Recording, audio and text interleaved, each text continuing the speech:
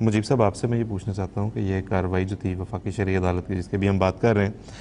یہ ویسے تو ظاہر ہے مہینہ بھر 15 جولائی تو شروع ہو کر تقریباً 11 اگست تک چلی ہے، تو بڑی ظاہر ہے تفصیل چاہتی ہوگی ہے، لیکن اگر ویسے کچھ مختصراً اگر ہمیں بتا سکیں کہ ہوتا کیا تھا، یہ کارروائی انفولڈ کیسے ہوئی؟ اختصار کے ساتھ عرض کروں کہ شریعت کوڈ کا جو قانون تھا ان کے قواعد کے مطابق جب کوئی آدمی یہ کہتا تھا کہ فلاں قانون قرآن و سنت کے خلاف ہے تو قواعد کے مطابق اسے ان قرآن شریف کی آیات کا حوالہ دینا ہوتا تھا جن کے مطابق وہ سمجھتا ہے کہ یہ قانون درست نہیں ہے۔ تو ہم نے یہ ساری باتیں الگ الگ چیلنج کی تھیں اور ان کی وجوہات بتائی تھیں کہ کس وجہ سے یہ قانون جو ہے خلاف قرآن و سنت ہے،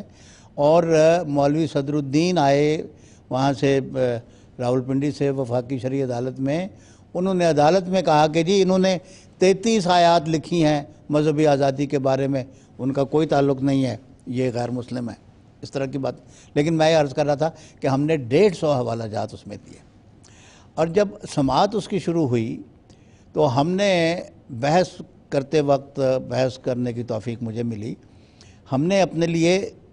2-3 حصار قائم کیے تھے، اپنے آپ کو بھی اس کا پابند کیا تھا، عدالت کو بھی اس کا پابند کیا تھا۔ لیکن پہلے میں آپ کو بتاؤں کہ یہ کارروائی کس طرح کی ہوئی، کیسی ہے، اس کا سٹیٹس تاریخ کیسے متعین کرے گی۔ ہم جب پہلے دن عدالت میں گئے تو بھرا ہوا حال تھا،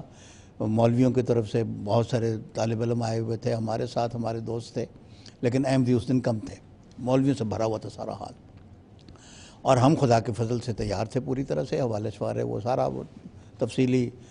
باتیں کرنے کا وقت نہیں ہے۔ ہم نے عدالت سے یہ کہا کہ جی یہ ایک بڑی اہم بحث ہونے والی ہے، اس میں پاکستان کی تاریخ پہ اس کے اثرات مرتب ہوں گے، اور یہ اس عدالت نے طے کرنا ہے کہ اس ملک میں قرآن و سنت غالب رہیں گے یا کسی ایک ڈکٹیٹر کی ول جو ہے اس کا ارادہ غالب رہے گا، تو آپ ہمیں اجازت دیں، ہم اس پوری کارروائی کو ٹیپ ریکارڈ کرنا چاہتے ہیں۔ دراصل ہم اپنے ٹیپ ریکارڈ لگا لیے تھے، انہوں نے کہا جی نہیں آپ ٹیپ ریکارڈ نہیں کر سکتے، ہم اس کو ٹیپ ریکارڈ کریں گے، آپ نہیں کر سکتے، تو ہمیں وہ ٹیپ ریکارڈ کرنے سے روک دیا۔ یہ ایک عجیب رواج نکلا ہے کہ دنیا کو یہ دکھانا ہے جی بڑا موقع دیا، لیکن جو موقع دے رہا ہے اس کو بالکل دنیا کی نظروں سے غائب کر دو۔ خیر انہوں نے پھر چنانچہ عدالت نے ٹیپ ریکارڈ کیا، ایک ایک لفظ میری بحث کا ٹیپ ریکارڈڈ ہے، جو میں بات کہہ رہا ہوں جا کے ٹیپ ریکارڈ نکال کے سن لیں۔ اچھا وہ ہوا، پھر ہم نے بحث شروع کی، اللہ کے فضل سے بڑی بحث چل رہی تھی، جو حصار میں نے قائم کیے وہ میں بتاتا ہوں۔ لیکن دوسرے تیسرے دن ہم نے دیکھا کہ اخباروں میں کوئی رپورٹ نہیں آ رہی، اور ہمارا تو یہ خیال تھا کہ چلو فیصلہ جو کچھ بھی ہوگا دنیا دیکھے گی تو صحیح کہ ہم قرآن و سنت کی ضمانتیں مانگ رہے ہیں اور عدالت یا ڈکٹیٹر ہمارے ساتھ کیا کر رہا ہے، ہمارے ہم وطن تو دیکھیں، سنیں تو صحیح، ہمارا نقطہ نظر تو دیکھیں۔ آج کل بڑا زور ہے جی اپنا میڈیا کی آزادی کا، اس زمانے میں میڈیا اتنا آزاد نہیں تھا، لیکن وہ کھلی عدالت تھی، مولوی آ رہے تھے سارے، لیکن اس میں عدالت نے حکماً کہہ دیا کہ اس کی کارروائی شائع نہیں ہوگی، جتنا ہم بلیٹن سے دے کے وہی شائع ہوگی۔ اب کیا جاتا تھا کسی کا اگر لوگوں کو میرے دلائل کا پتہ لگتا کہ جی مجیب الرحمان کیا کہہ رہا ہے اور جماعت احمدیہ کا مسلک کیا ہے، لیکن نہیں، اس کو بھی شٹ آؤٹ کر دیا۔ چلیے اس کے بعد جب بحث شروع ہوئی تو میں نے اس دن بہت ہی سنجیدہ اور سولم طریقے سے میں نے بحث کا آغاز کیا، اور میں نے ان کو یہ بتانے کے لیے کہ میں کون ہوں، عدالت میں ہم کبھی یہ نہیں کرتے، لیکن اس عدالت میں میں نے خطبہ مسنونہ سے اپنی بحث شروع کی، الحمدللہ نحمدہ ونستعینہ ونستغفرہ ونؤمن بہ، سارا خطبہ میں نے پڑھا، دیکھ رہے تھے مولوی بھی سارے کہ یہ پڑھ رہا ہے خطبہ اور یہ غیر مسلم قرار دے دیا ہوا ہے ہم نے۔ خیر پھر میں نے بحث اپنی شروع کی تو میں نے 3 حصار قائم کیے۔ میں نے کہا جی پہلا حصار تو یہ ہے کہ میں یہ بحث نہیں کروں گا کہ میں مسلمان ہوں یا نہیں ہوں، کیونکہ آپ یہ فیصلہ کر نہیں سکتے، آئین نے فیصلہ کر دیا ہوا ہے، آپ میں یعنی کہنے کا مطلب میرا یہ تھا کہ آپ کو اختیار ہی نہیں ہے کہ آپ کے آئین کے فیصلے کو کالعدم قرار دے کے مجھے مسلمان، تو میں یہ بحث کیوں کروں؟ تو میں نے کہا یہ بحث نہیں ہوگی کہ میں مسلمان ہوں یا نہیں ہوں، میں آئینی پوزیشن کو جہاں ہے وہیں چھوڑ کے بحث کروں گا، پہلا حصار۔ دوسرا حصار میں نے کہا کہ جی میں اپنی ساری بحث قرآن و سنت پہ اٹھاؤں گا، میں قرآن و سنت سے باہر نہیں جاؤں گا۔ اور تیسرا حصار یہ ہے کہ یہ آئینی ترمیم آپ کو پابند کرتی ہے کہ آپ قانون کا جائزہ لیتے ہوئے قرآن و سنت تک محدود رہیں گے، فقہ میں آپ نہیں جائیں گے، آپ کسی فقہ کی تقلید کے پابند نہیں ہیں۔ میں نے ان سے کہا کہ آپ نکالیں، اس میں لکھا ہوا ہے اس ترمیم نے آپ کو ایک لحاظ سے پابند کر دیا ہے کہ قرآن و سنت کے مطابق کریں، اور پھر آپ کو آزاد چھوڑ دیا ہے کہ آپ کسی فقہ کی تقلید کے پابند نہیں۔ جسٹس صاحب نے فوراً کہا مجیب صاحب آپ ہمارے فیصلے پڑھیں، ہم نے یہ لکھا ہوا ہے کہ ہم کسی فقہ کے پابند نہیں ہیں، ان سے رہنمائی لیں گے، پابند شابند ہم کوئی نہیں۔ تو یہ تین حصار قائم ہو گئے۔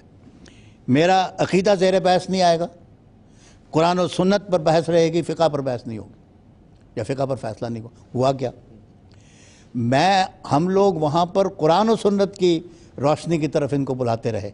اور یہ 8 یا 10 مشیران عدالت آئے، وہ سارے کے سارے جو ہیں قرآن و سنت کو ایک طرف چھوڑ کر فقہ کے جنگلوں میں ہمیں گھسیٹتے رہے، اور فقہ کے جنگلوں میں بھٹکتے رہے خود بھی، اور عدالت کو بھی بھٹکا۔ عدالت بار بار ان سے کہتی رہی کہ جی ان کے متعلق، انہوں نے کہا جی مرتد ہیں جی، یہ ذمی ہیں جی، ان کو ٹوپیاں پہنا دو، ان کے لباس بدل دو، یہ مسلمانوں کے برابر سواری اختیار نہ کریں، مسلمان بیٹھا ہو تو یہ اس کے برابر کرسی پہنا۔ بڑی عجیب و غریب نقشہ انہوں نے کھینچا۔